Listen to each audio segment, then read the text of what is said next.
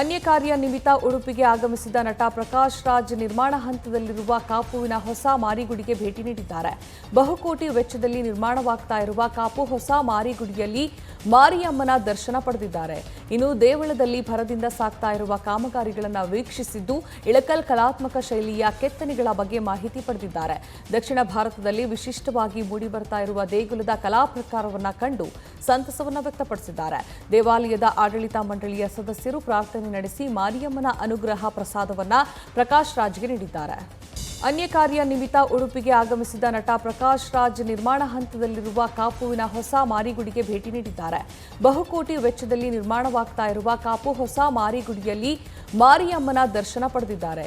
ಇನ್ನು ದೇವಳದಲ್ಲಿ ಭರದಿಂದ ಸಾಗ್ತಾ ಇರುವ ಕಾಮಗಾರಿಗಳನ್ನು ವೀಕ್ಷಿಸಿದ್ದು ಇಳಕಲ್ ಕಲಾತ್ಮಕ ಶೈಲಿಯ ಕೆತ್ತನೆಗಳ ಬಗ್ಗೆ ಮಾಹಿತಿ ಪಡೆದಿದ್ದಾರೆ. ದಕ್ಷಿಣ ಭಾರತದಲ್ಲಿ ವಿಶಿಷ್ಟವಾಗಿ ಮೂಡಿಬರ್ತಾ ಇರುವ ದೇಗುಲದ ಕಲಾ ಪ್ರಕಾರವನ್ನು ಕಂಡು ಸಂತಸವನ್ನು ವ್ಯಕ್ತಪಡಿಸಿದ್ದಾರೆ. ದೇವಾಲಯದ ಆಡಳಿತ ಮಂಡಳಿಯ ಸದಸ್ಯರು ಪ್ರಾರ್ಥನೆ ನಡೆಸಿ ಮಾರಿಯಮ್ಮನ ಅನುಗ್ರಹ ಪ್ರಸಾದವನ್ನು ಪ್ರಕಾಶ್ ರಾಜ್ಗೆ ನೀಡಿದ್ದಾರೆ. ನ್ಯೂಸ್ ಫಸ್ಟ್ ನಿರ್ಭೀತಿಯಿಂದ ನಿಮ್ಮ ಪರವಾಗಿ.